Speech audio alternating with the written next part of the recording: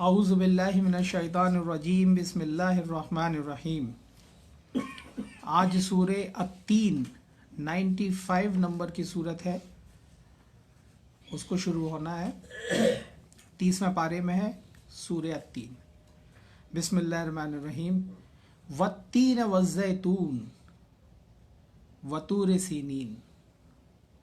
वत्तीन वज़्ज़ैतून, इसमें कसम खाई अल्लाह रब्बुल इज़्ज़त ने, और जब कसम अल्लाह रब्बुल इज़्ज़त खाते हैं कुरान पाक में तो वो शहादत के तौर पे वो चीज़ पेश की जाती है। तो तीन की कसम यानी अंजीर फल होता है जो खाने वाला, व जैतून और जैतून की कसम, व तूर सीनीन और जो साइनाई पेनिनसुला है उसकी कसम, जो तूर की पहाड़ी है, तूर की चोटी, वहाज़ल बलदिल अमीन, और इस अमन वाले शहर की। ये चार चीज़ें शहादत के तौर पे पेश की गई और इससे बहुत अच्छे मीनिंग निकाले जा सकते हैं।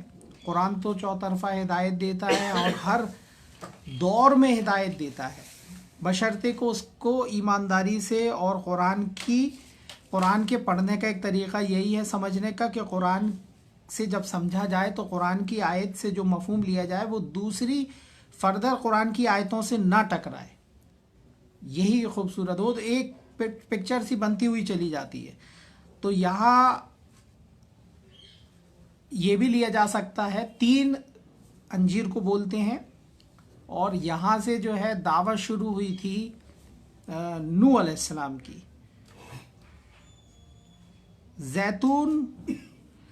जैतून की ये पहाड़ियों के भी नाम है, मतलब जहाँ बहुत ज़्यादा जैतून होते हैं।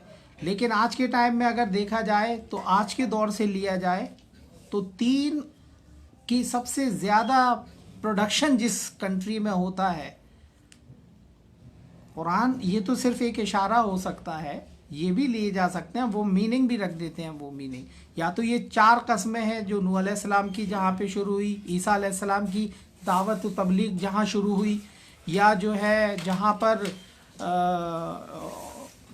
मूसा अलैहिस्सलाम की दावत तूर सीनीन, मूसा अलैहिस्सलाम की दावत शुरू हुई, और हाज़ल बलदिल अमीन और अमन वाले शहर यानी वो मक्का की, जहाँ रसूलुल्लाह की, मोहम्मद सल्लल्लाहु अलैहि वसल्लम की कुरान की दावत शुरू हुई। ये चार स्टेजेस जहाँ ज़िक्र है। लेकिन तीन जो है प्रोडक्शन है। अब आप ये समझ लीजिए कि तीन जो अंजीर का प्रोडक्शन सबसे ज़्यादा होता है टर्की में, सबसे ज़्यादा प्रोड्यूसर होता है अंजीर का टर्की, और जैतून का सबसे ज़्यादा होता है इटली, स्पेन वगैरह। तूरे सीनीन तो ये तो कुरान में ये लफ्ज़ और भी जगह है जहाँ मूसा अलैहिस्सलाम को बुलाया गया था दावत देने के लिए, वो पहाड़ी का नाम है।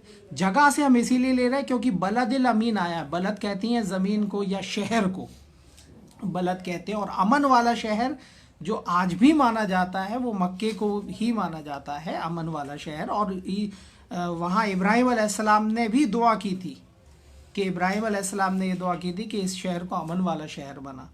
तो ये चार तरीके की जो बातें निकल रही हैं यहाँ से दावत, वो शहादत के तौर पे पेश हैं।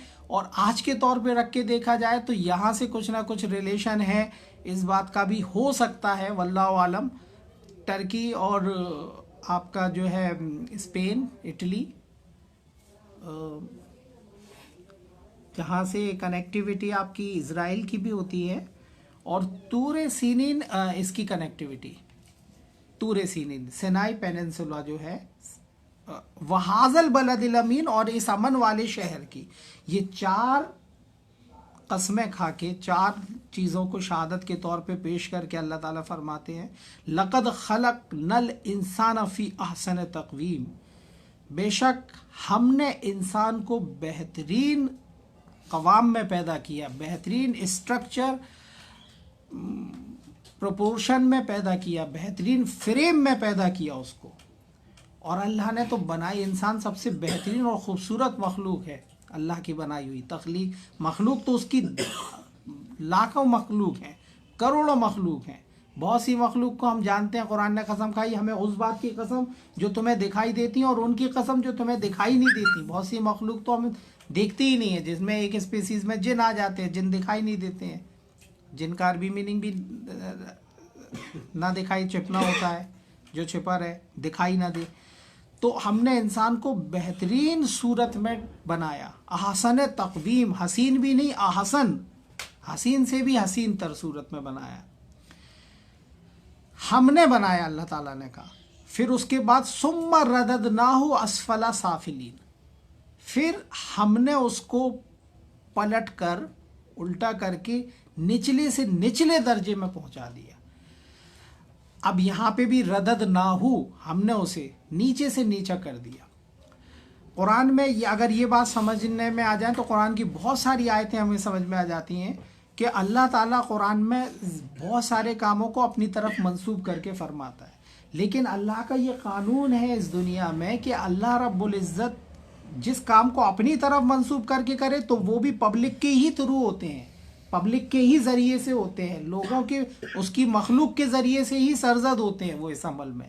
اگر اللہ تعالیٰ اس دنیا میں ہوتا تو وہی ہے جو اللہ رب العزت چاہتا ہے, اسی لیے وہ اپنے اوپر منسوب کر دیتا ہے اس بات کو. تو وہ ایسے نہیں ہوگا, وہ ہاتھوں سے انسانی عمل, انسان کے عمل سے ہی آئے گا نا دنیا میں وجود اس کا. تو انسان جو ہے جیسا کہ بتایا کہ بہت اعلیٰ سے اعلیٰ درجے میں بھی ہوتا ہے, لیکن جب وہ گرتا ہے اپنی اس سے تو وہ جانور سے بھی زیادہ بدتر ہو جاتا ہے. جو انسان انسانیت سے گر جائے تو وہ جانور سے بھی زیادہ بدتر ہو جاتا ہے, کیونکہ وہ پھر جو ہے ہر لمحہ وہ جو ہے دوسرے کو دھوکہ اور نقصان پہنچانے کی. تو یہ تو دیکھیں ہے کہ جانور سے بھی زیادہ بدتر زندگی اس کی ہو جاتی ہے جو جانور کی زندگی ہوتی ہے. اور جانور میں بھی جان ہوتی ہے, انسان میں بھی جان ہوتی ہے, وہ بھی مخلوق اللہ کی ہے, ہم بھی مخلوق اللہ کے ہیں, خلقیت ہیں. تو قرآن تو اوپر اٹھاتا ہے. اب دیکھو اللہ تعالیٰ کیا فرما رہا ہے اس کے آگے, ثم رددناہ اسفل سافلین, ہم اس کو نچلے سے نچلے درجے میں پہنچا دیتے. جب آدمی قرآن سے اور انسانیت سے, قرآن تو انسانیت تو سکھاتا ہی ہے, ساتھ میں اس سے اوپر بھی ایک کچھ باتیں سکھاتا ہے, انسانیت سے اوپر کی بات بھی. اچھا انسان تو وہ ہوگا جو مخلوق کے ساتھ بہت اچھا رہے, سوسائٹی کے ساتھ اچھا رہے, لیکن اس سے بہتر جو مومن ہوتا ہے وہ تو اس کا اپنے خالق سے بھی بہت اچھا تعلق رہتا ہے. کیونکہ پھر دنیا میں تو بہت سارے اچھے کام کرتے دیکھ رہے ہیں, لیکن ان کی سوچ اور ان کی نیت کیا ہے یہ تو اللہ ہی جانتا ہے. مومن کی نیت بہت سالڈ ہوتی ہے.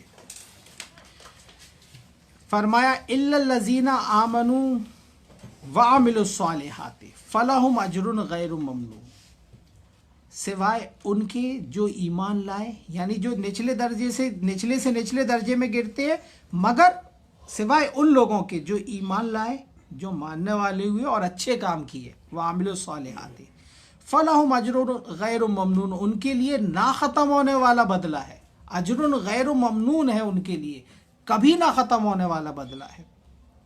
کیونکہ یہ زندگی تو دنیا کی زندگی ہے, اس کا تو کوئی بھروسہ نہیں ہے, آج ہے کل نہیں ہے, کل آدمی مر جائے, موت کا کوئی بھروسہ نہیں ہے. آخرت کی جو زندگی آنے والی ہے جو بہت لامحدود زندگی ہے, ادھر جو بدلہ ملتا ہے وہ لامحدود ہوتا ہے اور کبھی ختم نہ ہونے والا بدلہ ہے, اور دنیا سے اس کی شروعات ہو جاتی ہے. تو فرمایا فما یکذبک بعد بالدین, فما یکذبک بعد بالدین, تو اب اس کے بعد آپ کو کون جھٹلائے گا, کون جھٹلا سکتا ہے آپ کو دین کے معاملے میں. یکذبک, آپ کو کون جھٹلا سکتا ہے, بعد بالدین, دین کے معاملے میں. اس کے بعد دین کیا ہے یہ لفظ بھی سمجھنے کا قرآن میں آتا ہے, دین, مالکی یوم الدین. عربی میں اس کے بہت سارے میننگ نکلتے ہیں. عربی ڈکشنری سے آپ اٹھائیں گے تو دین سسٹم کو بولتے, دین نظام کو بولتے, دین فیصلے کے لیے بھی یہ لفظ آتا ہے, دین اور بھی بہت سارے قرآن میں جو میننگ انہوں نے نکالے ہیں وہ دین کے لیے بھی قرآن میں یہ لفظ آیا ہے. دین مطلب حکومت کے لیے بھی آیا ہے, نظام کے لیے آیا ہے, فیصلے کے لیے آیا ہے. کیونکہ فیصلے کے لیے تو اسی لیے کیونکہ دین میں تو ہر وقت آدمی جب ہوتا ہے تو کوئی نہ کوئی فیصلہ اس کو ہر وقت ہر لمحہ لینا ہی پڑتا ہے.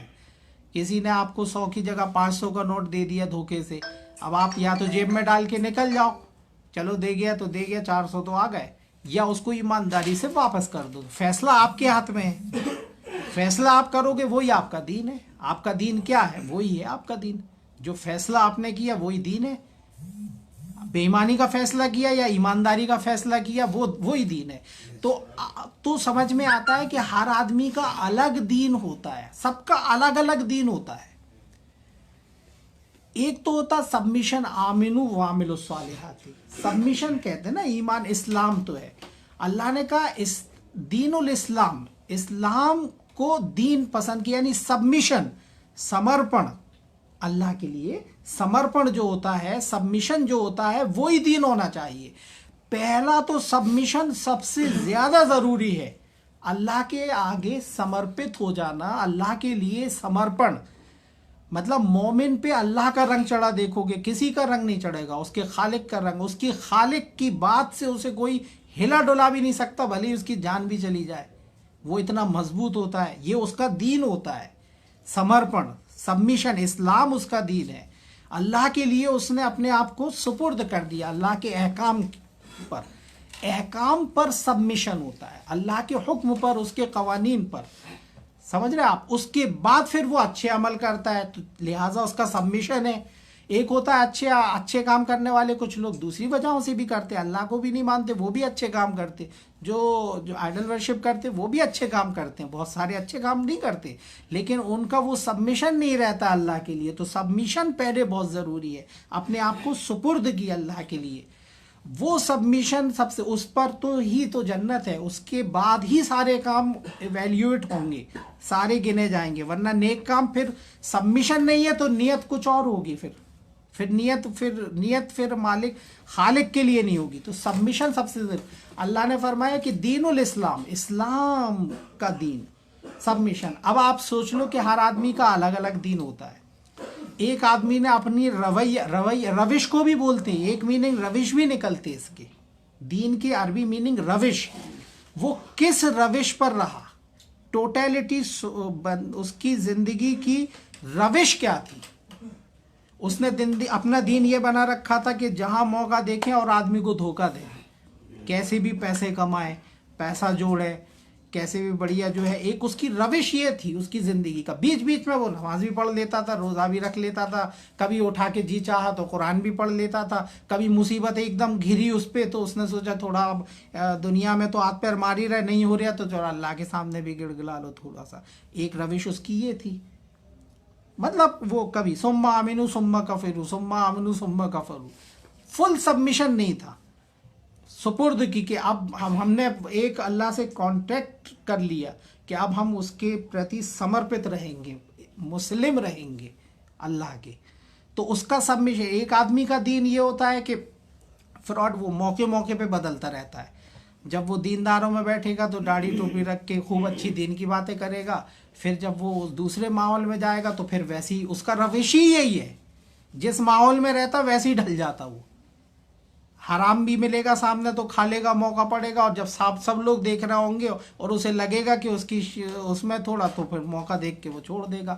موقع پڑنے پہ جھوٹ بھی بول دے گا جب کوئی نہیں دیکھ رہا ہوگا, اکیلے میں جھوٹ بول دے گا, لوگوں سے جھوٹ بول دے گا اپنے معاملات میں, اور پھر موقع پڑنے پہ اور اپنے آپ کو دینداری بھی. اس کا دین ہی یہی ہے, اس کی روش یہ ہے.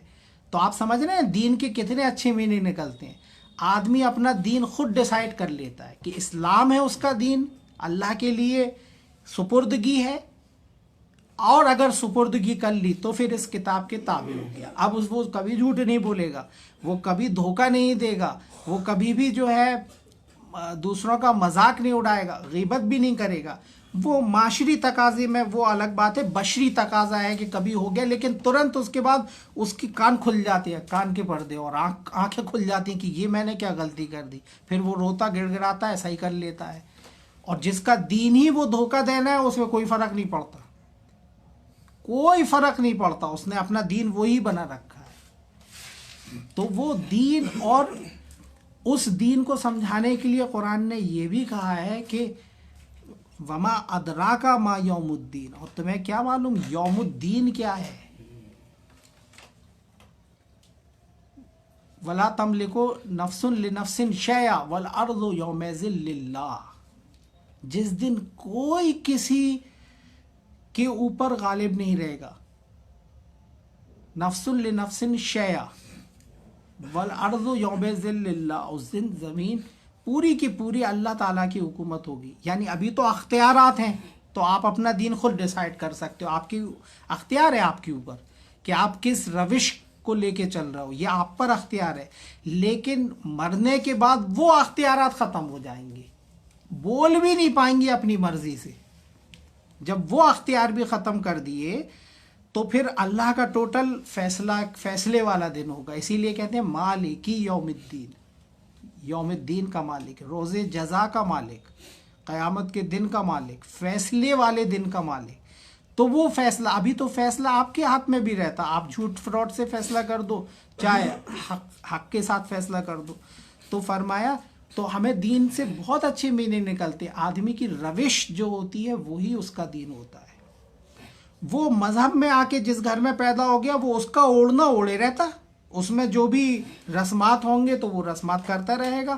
लेकिन दीन इस्लाम अल्लाह को पसंद है, सुपुर्दगी, एक अल्लाह के आगे, एक अल्लाह के लिए उसकी ज़िंदगी की सुपुर्दगी, और फिर उसके कवानीन के साथ हमेशा बंधे रहना, उसके पीछे पीछे चलना, यही तो है, ये है असल दीन।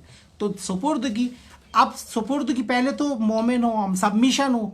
सबमिशन का मतलब ये कि एक अल्लाह पर हम ईमान रखें, दूसरे गैरुल्लाह, अल्लाह पर भी ईमान रख रहा है, गैरुल्लाह के भी पास दौड़ दौड़ के चले जा रहा है, उससे भी दरख्वास्तें लगवा रहा है औलाद देने की, तमाम अकीदे जुड़े रहते। तो ये सबमिशन नहीं होता फुल, वो मोमिन ही नहीं है।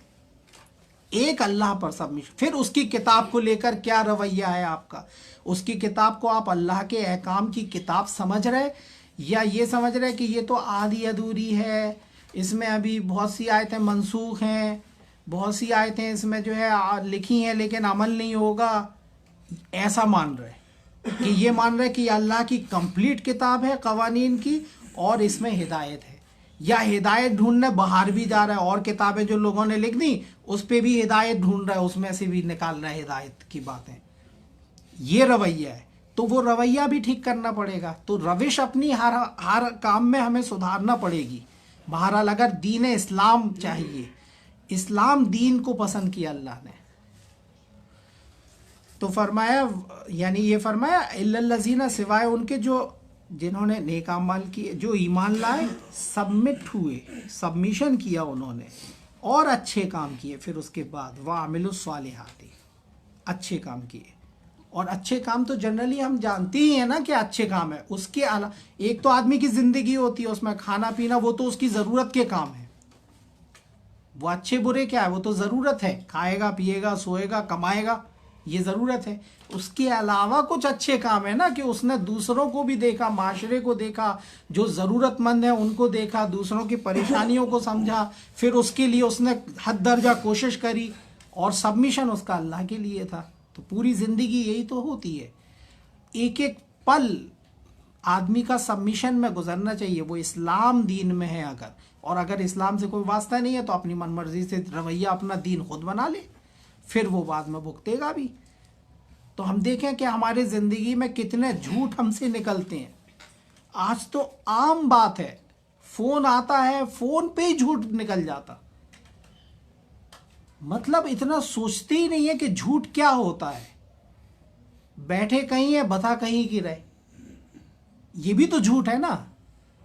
झूठ क्यों निकला, क्यों निकलता है ज़बान से? झूठ निकलना ही नहीं चाहिए। हमने देखा है ना, लोगों से सामने से झूठ बोलते देखा है, लेकिन जो मोमिन होता है उसकी ज़बान से झूठ नहीं निकलेगा। ये तो सबसे ज़्यादा बहुत, इसके बाद सारी बुराइयां अपने आप आ जाती हैं। आप एक बुराई अपने अंदर ले आओ झूठ बोलने की, और एक अच्छाई ले आओ कि आज से हम सच बोलेंगे, जो भी बात होगी हक बोलेंगे, सच बोलेंगे, झूठ नहीं बोलेंगे, तो आपके अंदर अपने आप ही बहुत सारी बुराइयां, ईमानदारी चलती चली जाएगी, क्योंकि सबकी बुनियाद यही झूठ होता है। جھوٹ کی صفت یہ کیڑا جس کے اندر آ گیا. منافق جھوٹی تو بولتا ہے نا, وہ ویش بھوشا رکھ کے سامنے جھوٹی تو بولتا ہے, اندر سے کچھ رہتا, باہر سے کچھ رہتا, زبان اس کی جو بولتی ہے وہ جھوٹ رہتا. تو جھوٹ سب سے بڑا بنیادی گناہ ہو جاتا ہے آدمی کی آگے کے لیے. جس نے روش اپنے جھوٹ بولنے کی بنا لی وہ پھر نہیں آ سکتا قرآن پہ. تو فرمایا فما یکذبک بعد بالدین, تو اس کے بعد آپ کو کون جھٹلا سکتا ہے دین کے معاملے میں. جب یہ دین اتنا صاف ستھرا دین آپ پیش کریں گے تو کوئی بھی قبول کر لے گا. الیس اللہ بحکم الحاکمین, اور لاسٹ فائنل آیت اس سورت کی, الیس اللہ بحکم الحاکمین, کیا اللہ سب حاکموں میں بڑھ کر حاکم نہیں ہے؟ بے شک ہے. الیس اللہ بحکم الحاکمین, یعنی احکام تو اللہ کی طرف سے ہوتے ہیں نا. قرآن میں کہا ان الحکم الا اللہ, حکم صرف اللہ کا ہے. اس کتاب کے ساتھ اگر یہ رویہ رکھا نہیں, اللہ تعالیٰ بھی حکم دے گا لیکن دیگر کوئی مخلوق میں سے, وہ یا ولی ہوئے یا کوئی اور ہوئے یا نبی ہوئے, وہ بھی حکم دیں گے اللہ کے ساتھ. ارے وہ نبی اور اللہ کا حکم تو ایک ہی رہتا, وہ کتاب میں آ گیا, فردر کوئی حکم کی ضرورت نہیں رہتی. ان الحکم الا اللہ, جب کہہ دیا نا قرآن نے حکم تو صرف اللہ کا, لیکن اس سے نیچے بھی حاکم رہتے ہیں, جیسے اولو الامر منکم, تم میں سے جو اولو الامر حکمراں ہیں. لیکن ادھر اسی لیے فرمایا احکم الحاکمین, فائنل اور لاسٹ احکام حکم جو ہوتا ہے وہ اللہ کا ہوتا ہے, اس کے آگے پھر کسی کا حکم نہیں ہے.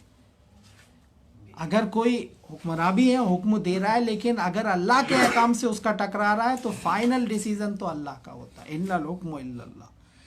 اور قرآن نے بھی یہ کہا ہے کہ اطیعوا اللہ و اطیعوا الرسول و اولو الامر منکم,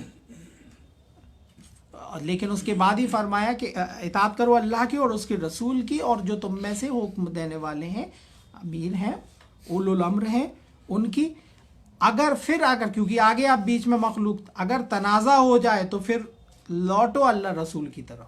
اور اللہ رسول کی بات یہ ایک ہی انٹائٹل ہے, اس کو ہی سمجھ لیں تو بات سمجھ میں آ جائے گی کہ اللہ اور رسول کی بات میں کوئی فرق نہیں ہوتا, اور رسول جو کہتا وہ اللہ ہی کی طرف سے ہوتا ہے, اور وہ کتاب میں محفوظ شکل میں موجود ہو گیا. یہ اللہ کے رسول کی زبان سے تو نکلا. اتنی بات سمجھ میں نہیں آتی کہ دو کھڑے کیوں کر دیے کہ اللہ کی بات الگ ہے, رسول کی بات الگ ہے. اللہ اور رسول کی بات کبھی الگ نہیں ہوتی, ایک ہی ہوتی ہے. اللہ ڈائریکٹلی تو بولتے ہی نہیں ہے, رسول کے ذریعے سے ہی پہنچاتا ہے. تو پوری طرح سے سبمیشن کیوں نہیں ہوتا ہے ہمارا قرآن کے ساتھ شرک کیوں کرتے ہیں, قرآن کے ساتھ ملاتے کیوں ہیں, اللہ کے رسول کے ساتھ اور کیوں ملاتے ہیں؟ رسول کی بات تو یہ ہے نا. تو فرمایا اللہ کیا حاکموں میں سب سے بڑھ کر حاکم نہیں ہے؟ بے شک ہے.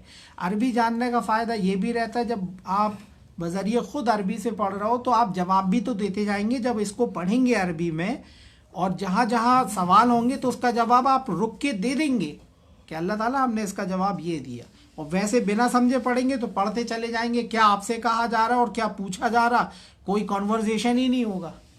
کنورزیشن ہی جب ہوتا ہے جب آپ سمجھ کے پڑھیں گے تو پھر جواب بھی تو دیں گے اس کا کہ بے شک جہاں آئے گا کہ کیا تم اسلام لاتے ہو, بے شک لاتے ہم, اس کا جواب بھی قرآن میں حال کے حال ہی دیتے جائیں گے آپ لوگ. تو اس کا فائدہ ہی ایک الگ ہوتا ہے قرآن پڑھنے جب بیٹھتے ہیں. تو یہاں پر یہ صورت پوری ہوئی الحمدللہ, اور اگلی بہت امپورٹنٹ ہے اور اس کو اگلے ہفتے لیں گے انشاءاللہ, اور اس کی تشریح کی بھی ضرورت پڑے گی سامنے سے. سورہ العلق اگلے ہفتے ہوگی. اس درس کو زیادہ سے زیادہ لوگوں میں پہنچائیں اور قرآن کو سمجھ کے پڑھیں. وآخر دعوانا الحمدللہ رب العالمین.